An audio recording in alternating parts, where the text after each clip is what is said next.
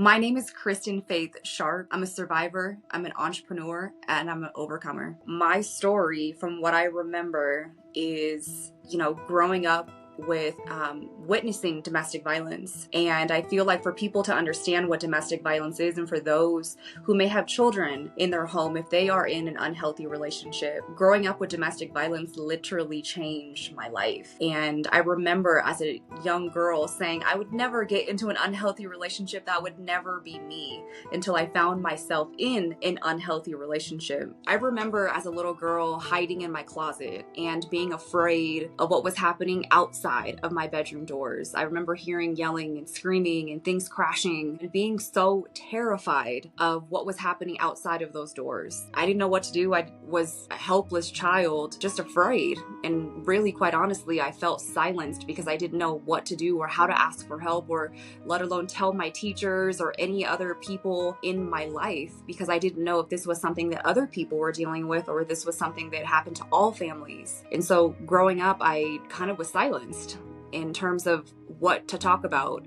I remember the police showing up at our home and was told not to say anything. Culturally speaking, a lot of people that grow up with domestic violence, they feel like they can't talk about it because what happens at home stays at home. And so that was my story. When I was 18, I got into an unhealthy relationship that literally changed my life. I remember meeting this person on social media who was a friend of a friend from middle school. And the relationship started off great, like most relationships do. He was charming, he was handsome, and a lot of people loved being around him. But quickly on in our relationship, things got really unhealthy. The threats started, and he would tell me that I couldn't leave his house until he was ready for me to leave. I remember one particular incident that happened early on in our relationship where he said that if you leave my house, I'm going to hurt myself and I'm going to make it look like you did it. I was about 19 years old at the time, and I didn't know what to do or who to tell because I was so afraid. I remember other incidences where he asked me where I was and told me who I was talking to or wanting to control where I was. And it was scary. The stalking started, the demeaning started, the manipulation started, and slowly but surely the physical and sexual abuse started also. When I had gotten into that relationship, I didn't know what red flags were. I didn't understand what an unhealthy relationship was because I thought all relationships had struggle. And so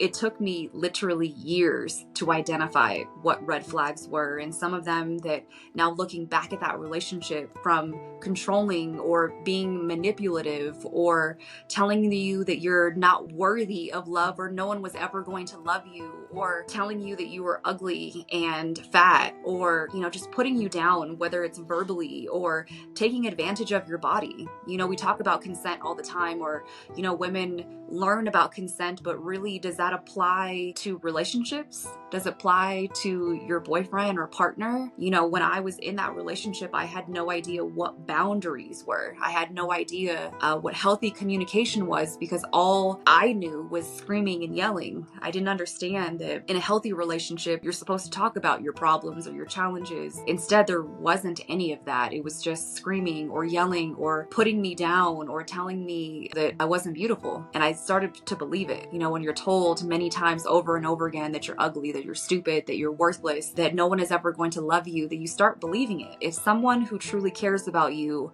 is telling you these things, then why would they lie? Just to find out later on that all of those things were absolutely not true. I remember being in that relationship and literally isolating myself and not wanting to talk about what was happening behind the proverbial closed doors because I felt embarrassed. As the red flags started mounting up and it was getting more and more worse and more unhealthy and really more and more dangerous, I felt like, who was going to understand me? Or maybe every relationship was like this. I knew that I was literally drowning in this relationship, but I was so desperate for love. And one of the things that even my parents realized was, oh, he might not be a good person. Why are you in that relationship? But really, they didn't understand the depths of how abusive this relationship really was. I was afraid of being judged, but also at the same time, I was afraid of telling someone and them giving me advice and then realizing and coming to terms that, oh my God, this relationship is in fact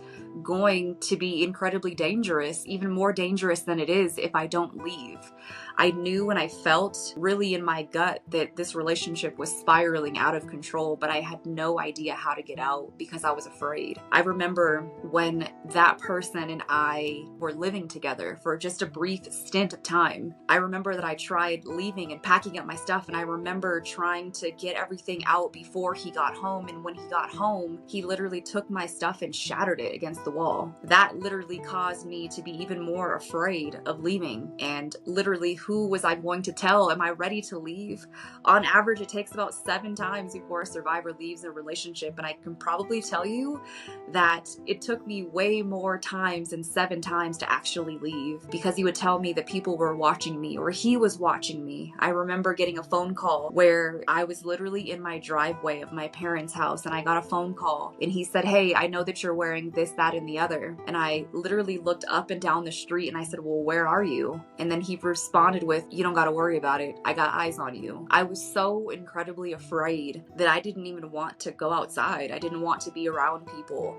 I was afraid of even going to the gym, because at one point when I had a restraining order against him, he showed up. And when I called the police to protect me, they told me that they couldn't find him. And so it was those little pieces of fear, those things that just kept on adding up. Even after we separated, the abuse and the fear continued. Well, in that relationship, it did have ebbs and flows of there were good times, but there were way more bad times than good. I felt like there was a constant lingering of fear, even from early on in the relationship. You know, this person was literally almost a foot taller than me and literally 3 times my body weight. And, you know, if I wanted to leave, this person could literally pick me up and put me over his shoulder and kidnap me, which now that I say this out loud, that literally happened to me. I remember early on in our relationship, he told me to come outside. And literally he picked me up and threw me over his shoulder and said, "You're leaving now." And I remember being at work. The police were called. The police were looking for me. And I didn't know what to say. I was so embarrassed, because here I was trying to figure out life,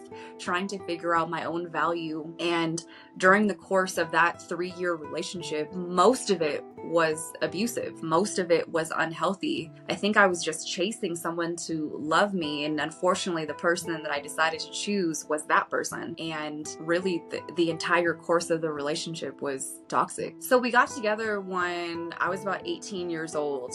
And the relationship had its own red flags. And as the red flags continued, I stayed. He was in and out of jail. And here I was trying to be a supportive girlfriend during that process. And I should have thought that that wasn't healthy. I was an 18, 19, 20-year-old girl that was trying to be in a relationship with someone who was constantly in and out of jail. How I even stayed was just the lingering of, "Hey, but I love you. But hey, no one loves me." And his sob story of that he wasn't loved and that his mom left him and his dad was abusive. And so for me, I felt like if I just gave him so much more love, maybe, just maybe, I would be the person to help change him. We moved in together because he was getting released from jail. And it's so embarrassing to say now, as someone who's done so much healing and so much work and so much self-discovery, that I put myself in a relationship, or I put myself in situations that literally could have cost my life. I remember when we moved in together, just about 21 years old. And I remember there was a time, or many times, where he would come home and force himself upon me. And I remember literally crying and not knowing what to do, as he literally raped me. And as a young woman, as someone who's gone through so much trauma, I literally felt used. I felt manipulated. I felt that all I was worth was my body. There were many times during the course of that 3-year relationship where I tried leaving. I honestly couldn't even tell you how many times that I tried leaving, because I lost count and it's a blur to me now. But I remember trying to leave that relationship when we lived together, and that's when he shattered all of my things. That wasn't the last time. What was literally the last time is I remember contacting my mom, and she had brought some of my family there to the apartment that we were living at, and my mom had just had surgery, and so she was literally in a sling helping me move my boxes and my things out. I left so much stuff. I just took what I could fit in my car and left, and that was when I physically left the relationship. I remember that he would threaten me and manipulate me, saying, hey, you need to come see me, or hey, come visit me, or else I'm going to do this, or I'm going to show these people this, that, or the other. Or he would tell me that he would ruin my career, or tell me that he would contact my job and ruin my job opportunities because I didn't listen to him.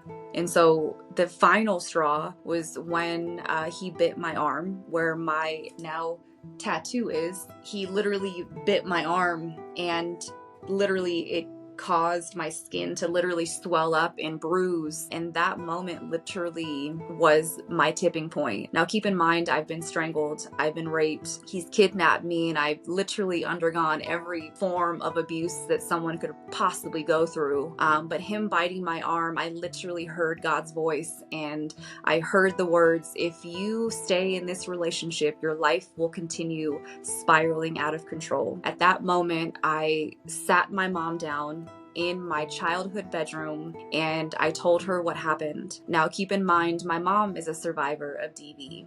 And during this entire process, she was supportive and had my back and understood and didn't judge me because she understood what it felt like. And I remember getting a restraining order against this person, and then got another restraining order against him. And at that point, that was when I finally left and created a nonprofit to advocate against domestic violence. I think I was about 19 years old, a student at Grossmont College and San Diego State, and he would come to school with me.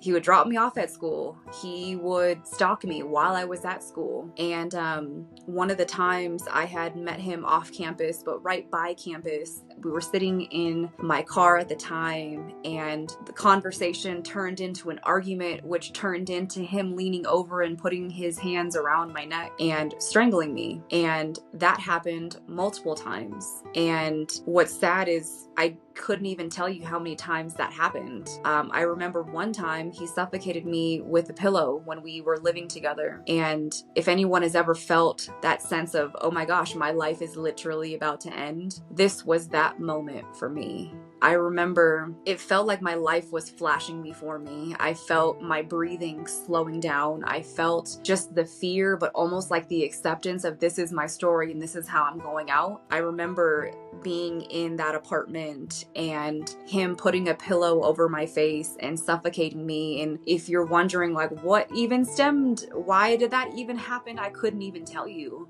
because there was no reason why any of this should have happened. But I remember my hands and legs being tied behind my back and a pillow put over my face by the man who I believe loved me. And that situation didn't push me to leaving because of fear. It was constant fear. And for anyone going through that situation, it's like, how do you leave a situation like that when someone is literally telling you, I'm going to kill you? He threatened my life more times than I can remember. I think I still have possibly screenshots of him telling me that I'm going to kill you. And that was just kind of the norm. If he didn't get his way, he would threaten me. And later to find out that he was doing that to other women after our relationship. I don't remember the incident. All I remember is, opening up the blinds to our 1-bedroom apartment, and I had started putting and stacking things up. I had left so many things, furniture, TVs, everything. I didn't care. I just wanted to get out. And I had a 97 Honda Accord 2-door trying to fit these things into the car, but honestly it never even made it there because he made it home before I was able to get things out. I remember him walking into the door and asking, well, what is this?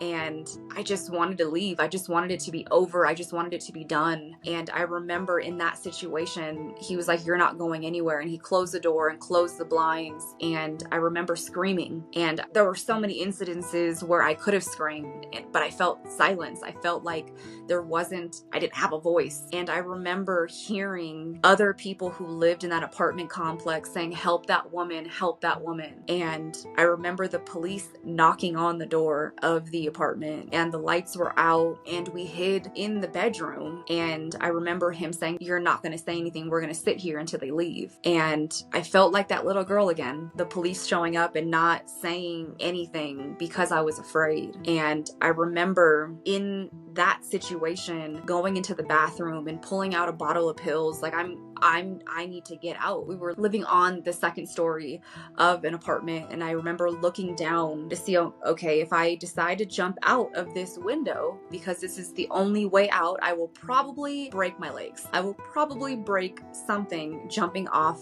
this high. I thought that there was no way out. There was no way that I could get help. There was times that he broke my phone. There were times that he would take my phone. And so how do you get out of a relationship where you're literally crippled with fear? That was my story. And looking back at it, it's like, dang, I wish that girl knew that she was much more than that. And she deserved so much more than that. So we had just separated. However, he had invited me over to his place to talk or to hang out. And it's not that I wanted to rekindle anything, but again, I was the girl just searching for love. And even though all of those things that have happened to me, I still tried to appease this person because he was threatening me. So I was at his place and we were laying down and I remember his face and his teeth literally puncturing my arm. I remember trying to push his face off of me, but he literally punctured the skin on my arm and it was painful. Now, was it the most painful thing that I had experienced from this person? Probably not, but it was one of the only times that it left a mark. What happened after that was I remember going home and I want to say it could have been a few days after that. It could have been, when the swelling started going down, and I don't remember if I showed my mom the bruise, but I remember calling her in my room saying that I had to tell her something. She started guessing all these crazy possibilities of what could have been going on in my life. And I told her that I was in an abusive relationship, that I'm ready to leave and I need help.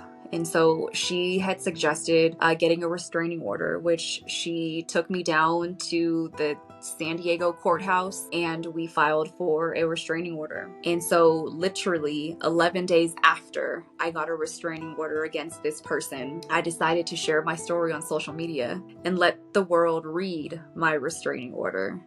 And it was my way to get people to understand the severity of abuse and also break down these barriers or myths that only certain people go through situations like this. And so being a living, walking testimony for this unfortunate cause allowed me to help millions of people in the process. The only incident that happened after getting that restraining order was when he showed up to the gym that I was working out at with my cousin. And I remember literally working out with her and literally I look across the way and I see him. And that had been the first time that I seen him since I had gotten the restraining order. And I was so afraid. I remember during that time in my life, I would joke about, I wish that he would show up to where I'm at because now I'm empowered. Now I feel more confident in my life. And I wasn't prepared. I wasn't prepared for the moment that I would see him. And so calling the police and trying to get him,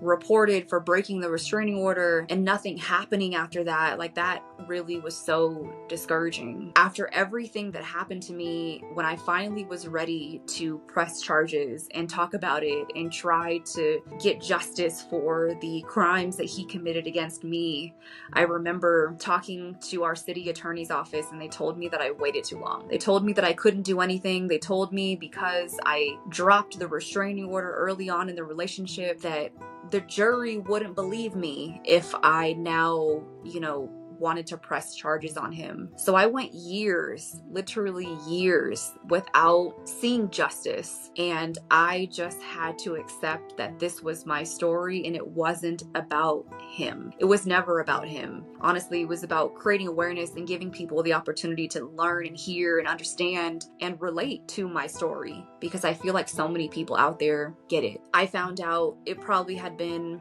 5 years ago I got a phone call from the San Diego District Attorney's Office. They actually found me on social media and told me that I was going to be subpoenaed to be a witness in a woman's case involving domestic violence, and the offender was the same person who offended me. When I got word that the person who abused me abused another woman to even a greater extent in a shorter period of time, I jumped at the opportunity because I knew that another woman could potentially see justice. I had never had the opportunity to speak out against him in court or let alone press charges. And through this case, I was able to do that. I think the biggest thing that helped my healing journey was literally sharing my story. As crazy as that sounds, I feel like when people share their stories, it inspires others to share theirs. And in that process, I had the opportunity to build a literal worldwide network of survivors sharing their stories and breaking their silence. And it was so life-changing because at the time I was a 22-year-old girl who just wanted to help someone get out of that silence and break free of that fear. I feel like creating community was huge for me. The second pillar was education. I needed to learn about what DV was. I grew up witnessing it and got into unhealthy relationships, so I had to do my homework and figure out, what is this? What are the red flags? What are the warning signs? What am I supposed to be looking for? Education was a huge part in my healing because it allowed me to identify what I was doing wrong, taking accountability in my own relationship and my own decision making, but also creating boundaries for people that were in a relationship with me. I knew that the person that I was bound to be with had to understand that advocacy was a priority to me, and everything that I learned in terms of educating myself about domestic violence, they had to also embody, because I knew that this was not going to be a part of my future. This year, I will be 35 years young, and I am happily married, and I have been in the relationship with my husband for 11 years now. I actually met him through the organization that I created, and early on in our relationship, I shared my story. Actually, day 2 to be exact. I literally showed him my story on social media that I posted, where I talked about all of the abuse that I went through. And I remember my phone was in his hand, and he literally looks at me and goes, "This is your story?" And I said, "Yep, that's my story. So if you're trying to be my friend or have any involvement in my life, this is who I am and where I come from." He saved my phone. He saved my number in his phone and saved my name as Warrior, but text himself from my phone saying, "This is your future wifey." And here we are 11 years later. I think the biggest piece of advice for any survivor or any person that has gone through something traumatic like my story is you're not alone. I think that when we're in these situations, we feel like we're the only person on the planet that has gone through something like this. Now, just because my story doesn't sound exactly like yours doesn't mean that your story doesn't matter. Another piece of advice that I would give to anyone going through an unhealthy relationship is get out. I think the best thing that you can do for yourself is value yourself and love yourself. If you do not love yourself, how can someone else? How can someone else show you the love that you deserve if you don't even know what that looks like? Also, get help. There are so many organizations all across the country that can absolutely support you. One of them being domesticshelters.org. You can literally put in your zip code. They will give you resources based upon where you are geographically located at. And you can find resources or therapy or restraining order support or counseling or groups or retreats that can absolutely connect you with survivors in your area.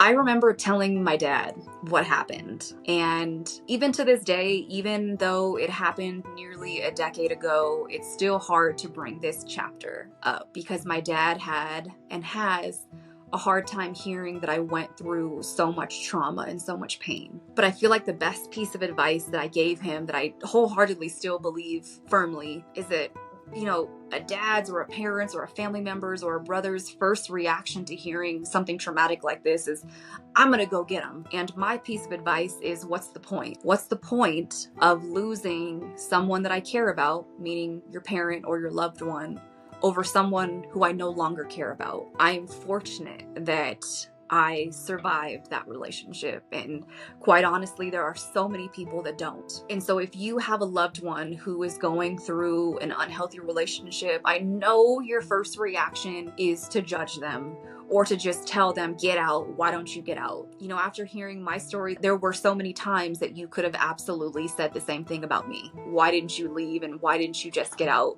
Well, it was hard. And there are so many reasons why people stay in unhealthy relationships, whether it be because of children or because of finances, or maybe they don't have a job, or maybe they feel like they don't know if it's an unhealthy relationship. There are so many reasons why people stay. But the best thing that you can do for that loved one who may currently be in that relationship is support them. Let them know that you are there for them. Let them know that you have access to resources, so you do your homework for them, because you have no idea how hard it is to literally go onto a website, walk into a shelter, or walk into a therapy office and literally open the floodgates of this is what's happening to me, without this fear that is literally overwhelming you. And so do the homework for them. Let them know that, hey, here are the resources. This is where you can go to get help. Because one day that person will say, hey, remember that advice that you gave me? Remember those times that you said that you would be there for me? Well, now I'm ready for you to be there for me. My mom is the perfect testament to that. All the times that she told me that I shouldn't be in that relationship or that she didn't like him, I didn't care. I wanted to figure it out on my own. And, you know, being a parent, I would never want my child to be in an unhealthy relationship like that. And I hope and pray that my kids never get into a relationship like mine. But what I can do as a parent is provide them education, be a role model for them to show them what a healthy relationship is, and also create space for them to understand that they are loved and they do not deserve abuse for any reason ever.